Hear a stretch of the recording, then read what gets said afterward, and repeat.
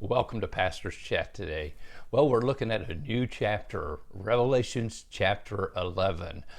We need to remember as we come to this chapter that we're in the middle of the tribulation. The tribulation is divided into two parts. The first 3.5 years take place beginning in chapter 4 when the saints are caught up to heaven. And then you have the seven sealed book in the hand of God there in Revelations chapter 6. And there also you see these seals are opened, and the first one is a white horse, and you have the Antichrist being revealed at the first part of the tribulation as he makes a peace treaty with Israel. And this is the beginning of the first 3.5 years. And the seven seals are opened, the seven trumpets begin to sound, and God's judgment to begin to fall. But that brings us to the middle of the tribulation in chapters 10, 11, 12, 13, and 14.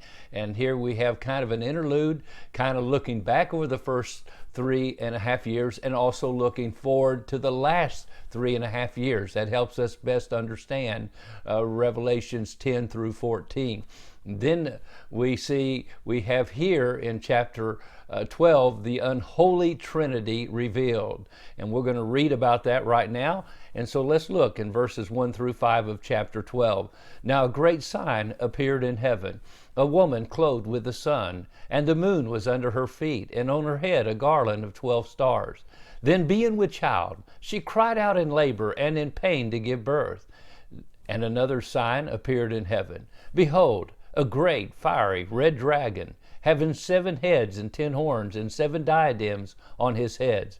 His tail drew a third part of the stars of heaven and threw them down to the earth. And the dragon stood before the woman who was ready to give birth, to devour her child as soon as it was born. She bore a male child, who was to rule all nations with a rod of iron, and her child was caught up to God and his throne. Well, this is an exciting chapter because it begins to give us more detail of what is going to take place in the last 3.5 years of the tribulation, that terrible time of God's great wrath that's going to be poured out on earth.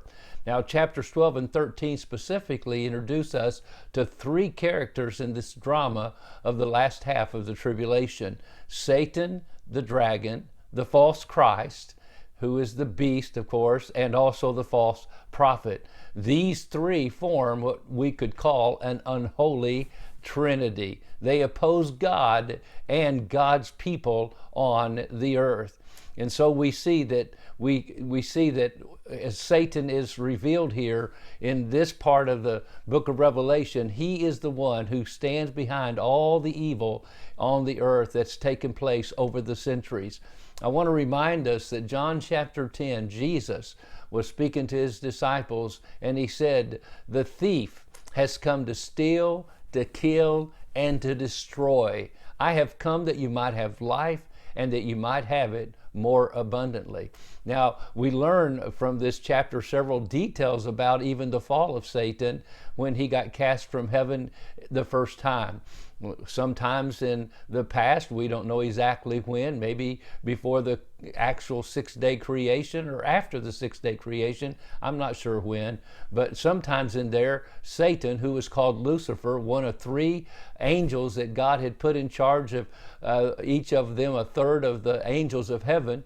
Lucifer was the angelic angel who had a great power, great authority, and I believe he was a musical instrument bringing praise to God. But he was so beautiful and awesome, he thought he was, and he thought he could take over God. And we read in Isaiah chapter 12 and also Ezekiel 24 how he gets cast out of heaven. And there, because of his pride, and that's when he comes to the earth and he tempts Eve. Sometimes after that, and he tempts her with pride, and his temptation has always been deception. He is a deceiver. He deceives anyone and everyone he can. He promises heaven, and then he gives them hell. He is one who fascinates with sin, and then he is the same one who assassinates. He thrills, and then he kills. Satan has come to steal, to kill, and to destroy.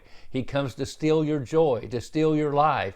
He opposes humanity because humanity is a reflection in the image of God. He hates human beings. He hates them whether they're saved or unsaved. It doesn't matter who they are, but he especially hates Christians who are trying to live for the Lord. I believe he somewhat loves Christians who don't live for the Lord. Well, it's going to be exciting as we study these next few days of this person called the Satan, the Antichrist, the false prophet. Well, God bless you, and thank you for being a part of Pastor's Chat today.